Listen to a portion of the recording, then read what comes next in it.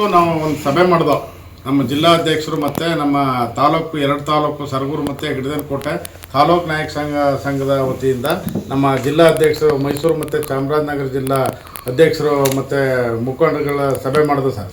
ಆ ಸಭೆಯಲ್ಲಿ ನಾವು ಒಕ್ಕೂಟರಿಂದ ಒಂದು ತೀರ್ಮಾನ ತಗೊಂಡು ಮೈಸೂರು ಮತ್ತು ಚಾಮರಾಜನಗರ ಜಿಲ್ಲೆಯಲ್ಲಿ ಪರಿವಾರ ಮತ್ತು ತಳವಾರದ ಜಾತಿ ಸರ್ಟಿಫಿಕೇಟ್ ಸಮಸ್ಯೆ ಇತ್ತು. ಆ ಸಮಸ್ಯೆಗೆ ಇವತ್ತು ಸರ್ಕಾರದಿಂದ ಅನುಕೂಲ ಆಯಿತು. ಅನುಕೂಲ ಆಗಬೇಕಾದ್ರೆ ಯಾರು ಹೋರಾಟ ಮಾಡಿದವರು ದಿವಂಗತ ಚಿಕ್ಕಮಾದು ಸಾಹೇಬರು, ಮಾಜಿ ಶಾಸಕರಾದ ನಮ್ಮ ಚಿಕ್ಕಣ್ಣವರು, MLC ಸಿದ್ದರಾಜ್ ಅವರು, ಮತ್ತು ದೊಡ್ಡ ನಾಯಕರು M ಅಪ್ಪಣ್ಣವರು, ಮತ್ತು ರಾಮಚಂದ್ರ ಅವರು, ಕುಂಬ್ರಳ್ಳಿ ಸುಬ್ಬಣ್ಣವರು, ಈ ಥರದ ಇನ್ನೂ ಸುಮಾರು ಜನ ಇದ್ದಾರೆ.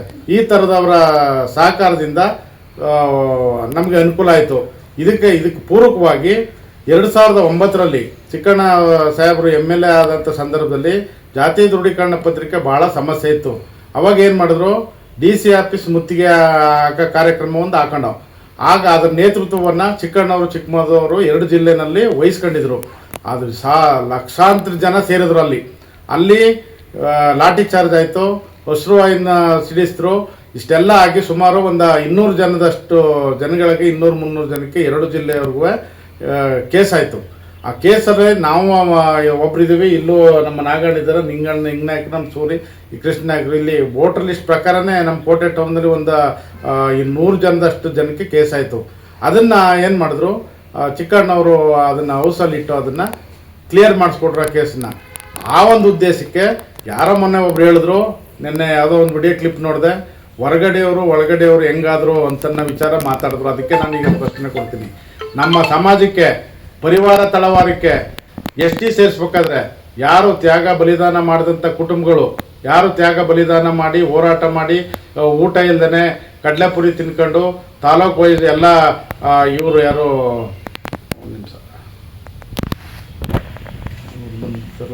ಸಂದರ್ಭದಲ್ಲಿ ಪ್ರತಿ ಊರುಗಳಿಗೆ ಹೋಗಿ ನಮ್ಮ ಜನಾಂಗದ ಹಾವ ಭಾವ ಆಚಾರ ವಿಚಾರಗಳನ್ನ ತೋರಿಸ್ಕೊಂಡ್ಬಂದು ತಾಲೂಕಿನ ನಾಯಕ ಸಂಘದವರು ಅದನ್ನು ಹೋರಾಟ ಮಾಡಿದಂಥದ್ದು ಅದು ನಮಗೆ ಗೊತ್ತಿದೆ. ಅದಕ್ಕೆ ಪೂರ್ವಕವಾಗಿ ಜಿಲ್ಲಾ ಸಂಘದವರು ನಮಗೆ ಭಾಳ ಸಹಾಯ ಮಾಡಿದ್ದಾರೆ.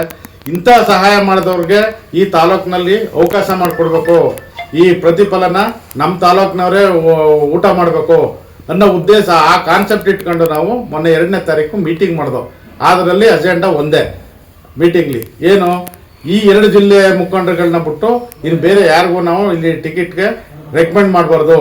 ಅದನ್ನು ಒಂದು ರೆಜುಲೇಷನ್ ಮಾಡಿ ಎಲ್ಲ ಪ್ರಾದೇಶಿಕ ಪಕ್ಷ ಇರ್ಬೋದು, ರಾಷ್ಟ್ರೀಯ ಪಕ್ಷ ಇರ್ಬೋದು, ಅಲ್ಲಿ ವರಿಷ್ಠರಿಗೆ ಒಂದು ರವಾನೆ ಮಾಡಬೇಕು.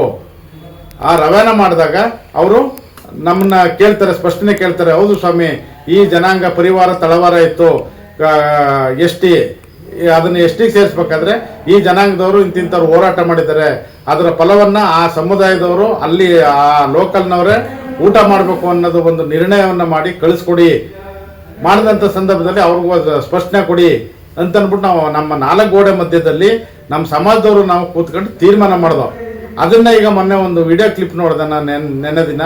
ಯಾರೋ ನಮ್ಮ ಕೋಟೆ ತಾಲೂಕಿನವ್ರೆ, ಅವತ್ತಿಂದ ಇಲ್ಲದೆ ಇರೋದು ಒಳಗ್ಲವರು ಹೊರಗ್ಲವರು ಅಂತ ಈಗ ಯಾಕೆ ಪ್ರಶ್ನೆ ಮಾಡ್ತಾ ಇದ್ದಾರೆ, ಚಿಕ್ಕಣ್ಣವ್ರಿಗೆ ಲೋಕಲ್ಲು ಅಂತ ಅಂದ್ಬಿಟ್ಟು ನಾವು 2 ಸಲ ಟಿಕೆಟ್ ಕೊಟ್ಟಿರ್ಲಿಲ್ವಾ ಅಂತ ಪ್ರಶ್ನೆ ಮಾಡಿದ ವ್ಯಕ್ತಿ.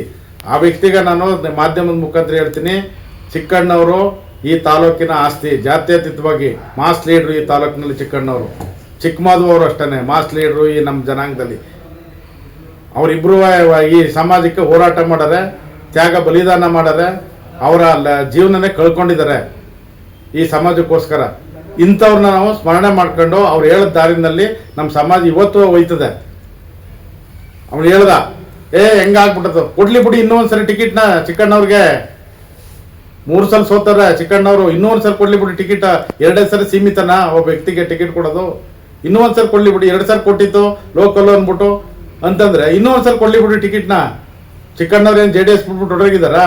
ಚಿಕ್ಕಣ್ಣವ್ರ ಮಗ JDS ಬಿಟ್ಬಿಟ್ಟು ಹೊರಗಿದಾರಾ? ಇನ್ನೂ ಒಂದ್ಸರಿ ಟಿಕೆಟ್ ಕೊಡ್ಲಿ ಬಿಡಿ ಅವ್ರಿಗೆ. ಚಿಕ್ಕಣ್ಣವ್ರು ಲೋಕಲ್ ಅಲ್ವಾ, ಈ ತಾಲೂಕ್ಕೆ ಈ ಸಮಾಜಕ್ಕೆ ಭಾಳಷ್ಟು ಕೆಲಸ ಮಾಡಿದ್ದಾರೆ. JDSನ ಅವರು ಕಟ್ಟಿ ಬೆಳೆಸಿದ್ದಾರೆ ಈ ತಾಲೂಕಿನಲ್ಲಿ. ಯಾರು ಇಲ್ಲದೇ ಆದಂಥ ಸಂದರ್ಭದಲ್ಲಿ ಅವರು ಭಾಳಷ್ಟು ಇದನ್ನು ಮಾಡಿ JDSನಲ್ಲಿ ಇದು ಮಾಡೋರೆ. ಉದಾಹರಣೆ, ಪುರಸಭೆಯಲ್ಲಿ ಗೆದ್ದು 2 ಸಾರಿ ನಮ್ಮ ಚಿಕ್ಕ 6-7 ಜನ ಪುರಸಭೆ ಸದಸ್ಯರಾದರು. 2 ಬಾರಿ ಈಗ ಒಂದು ಟರ್ಮ್ 5 ವರ್ಷ ಎಸ್ ಟಿ ಮಹಿಳೆ ಆಯಿತು, ಅಧ್ಯಕ್ಷರು ಮಾಡಿದ್ರು. ಅದು ಹೋರಾಟ ಅಲ್ವಾ? ಹೋರಾಟ ಮಾಡಿದವ್ರಿಗೆ ಅವ್ರು ಹೇಳ್ತಾರೆ, ಯಾರ ಹೋರಾಟ ಮಾಡಿದವರು ಅದೇನೇನೋ ಕೊಟ್ಟರು, ಅದೇನೇನೋ ಬಿಟ್ಟರು, ಅದು ಹೋರಾಟ ಅಲ್ಲ ಸ್ವಾಮಿ. ಹೋರಾಟ ಅಂತಂದರೆ ಸಮಾಜ ಪಕ್ಷಾತೀತವಾಗಿ, ಜಾತ್ಯತೀತವಾಗಿ ಒಬ್ರು ಬೆನ್ನೆಲುಬು ನಿಂತ್ಕೊತಾರಲ್ಲ, ಅವ್ರನ್ನ ಹೋರಾಟಗಾರರು, ಲೀಡರ್ಸ್ ಅನ್ನೋದು. ಸಮಯಕ್ಕೆ ತಕ್ಕಂತೆ ಬಂದು ಟೂರಿಂಗ್ ಟ್ಯಾಕಿಸ್ನಾಗೆ ಬಂದು ಹೋಗೋರನ್ನ ನಾವು ಯಾವತ್ತೂ ಲೀಡ್ರು ಅಂತೂ ಒಪ್ಕೊಳ್ಳೋದಿಲ್ಲ. ನಾವು ಅವ್ರಿಗೆ ಮಣನೂ ಹಾಕೋದಿಲ್ಲ. ಇವತ್ತಿನ ದಿವಸ ಏನಾದರೂ ನಾವು ಜಿಲ್ಲಾ ಸಂಘಕ್ಕೆ ನಾವು ನಿರ್ಣಯ ಮಾಡಿರೋದು ಇಷ್ಟೇ, ನಾವು 2 ಜಿಲ್ಲೆ ಹೊರತುಪಡಿಸಿ ಯಾರೇ ಬಂದರೂ ಹೊರಗಿನವರು ಅಂತಲೇ ಕನ್ಸಿಡರ್ ಮಾಡ್ತೀವಿ, ಒಳಗಿನವ್ರು ಆಗಕ್ಕೆ ಸಾಧ್ಯ ಇಲ್ಲ ಸರ್. ಯಾಕಂತಂದರೆ ಪರಿವಾರ ತಳವಾರದ ವಿಚಾರದಲ್ಲಿ ಎಲ್ಲರೂ ನಾವು ಊರ ಮೇಲೆ ದುಡ್ಡು ಎತ್ಕೊಂಡು ಕೇಸ್ ನಡೆಸಿದ್ದೀವಿ. ಪರಿವಾರ ತಳವಾರನ್ನ ಎಷ್ಟಿಗೆ ಸೇರಿಸೋದಕ್ಕೆ ಡೆಲ್ಲಿಗೆ ಹೋಗ್ಬೇಕಾದ್ರೆ ಎಲ್ಲ ದುಡ್ಡನ್ನ ಫಂಡ್ ಎತ್ತಿ ಡೆಲ್ಲಿಗೆ ಹೋಗೋರೆ, ಎಲ್ಲ ಅವ್ರವ್ರ ಮನೆ ದುಡ್ಡಿನಲ್ಲಿ. ಅದನ್ನೇ ಕೇಳಕ್ಕೆ ಈ ವ್ಯಕ್ತಿ ಯಾರು? ನಮ್ಮ ಸಮಾಜದ ವಿಚಾರ ಮಾತಾಡೋಕ್ಕೆ ಈ 3ನೇ ವ್ಯಕ್ತಿ ಯಾರು? ಈ ವ್ಯಕ್ತಿ ಯಾರು? ಅವನಿಗೂ ನಮ್ಮ ಸಮಾಜಕ್ಕೆ ಸಂಬಂಧ ಏನು? ಪಕ್ಷದ ವಿಚಾರ ಬಂದಾಗ ಅವನಿಗೂ ಒಕ್ಕದ ಮಾತಾಡೋಕ್ಕೆ, ನನಗೂ ಒಕ್ಕದ ಮಾತಾಡೋಕ್ಕೆ ನಾವು ಮಾತಾಡ್ತೀವಿ. ಯಾವುದೇ ವಿಚಾರ ಏನಾದ್ರು ಪಕ್ಷದ ಆಫೀಸ್ನಲ್ಲಿ ಮಾತಾಡ್ತೀವಿ. ಬಟ್ ಸಮಾಜದ ನಾವು ತಗೊಂಡಂತ ನಮ್ಮ ಸಮಾಜದ ನಿರ್ಣಯ ಪ್ರಶ್ನೆ ಮಾಡೋಕ್ಕೆ ಈತ ಯಾರು? ನಾವೇನಾದ್ರು ಬೇರೆ ಸಮಾಜದ ವಿಚಾರನ ನಾವು ಪ್ರಶ್ನೆ ಮಾಡ್ತಾ ಇದೀವಾ? ಅವ್ರ ಸಮಾಜಕ್ಕೆ ಸಂಬಂಧಪಟ್ಟಂಗೆ ಅವ್ರು ಏನಾದ್ರು ನಿರ್ಣಯ ಮಾಡ್ಕೊಳ್ಳಿ, ಬೇಡ ಅಂತ ಹೇಳಲ್ಲ. ಇನ್ನೊಂದು ಸಮಾಜಕ್ಕೆ ಸಂಬಂಧಪಟ್ಟಂಗೆ ಅವರು ಆ ಮುಖಂಡರುಗಳು ಏನಾದ್ರು ನಿರ್ಣಯ ಮಾಡ್ಕೊಳ್ಳಿ, ಬೇಡ ಅಂತ ಹೇಳಲ್ಲ. ನಾವು ತಗೊಂಡಿರೋ ತೀರ್ಮಾನನ ಹೆಂಗ್ ತಗೊಂಡ್ರು ಇವರು? ಹೇಗ್ ಮಾಡಿದ್ರು? ಧಮ್ಕಿ ಹಾಕಿದ್ರು, ಎದುರ್ಸಕ್ಕೆ ಆ ಮಾತಿಲ್ಲ. ಏನು ಒಂದು ಸಮಾಜ ಇನ್ನೊಂದು ಧಮ್ಕಿ ಹಾಕಿ ಟಿಕೆಟ್ ತಗೊಳ್ಳೋದು, ಧಮ್ಕಿ ಹಾಕಿ ಇನ್ನೊಬ್ರನ್ನ ಎದುರಿಸಿ ಓಡಿಸೋ ಅಂತ ಕೆಲಸನ ಮಾಡೋಂಥ ಸಂಸ್ಕೃತ ನಮ್ದಲ್ಲ. ಆ ಥರ ಸಂಸ್ಕೃತ ನಮ್ಮ ಲೀಡರ್ಗಳದ್ದು ಅಲ್ಲ. ಆ ಥರ ನಾವು ಬೆಳ್ಕೊಂಡು ಬಂದಿಲ್ಲ. ಈ ಮಾಧ್ಯಮದ ಮುಖಾಂತರ ಅವ್ರಿಗೆ ನಾನು ಈ ಸ್ಪಷ್ಟ ಸಂದೇಶವನ್ನು ಕೊಡ್ಲಿಕ್ಕೆ ಇಷ್ಟಪಡ್ತೀನಿ ನಾನು.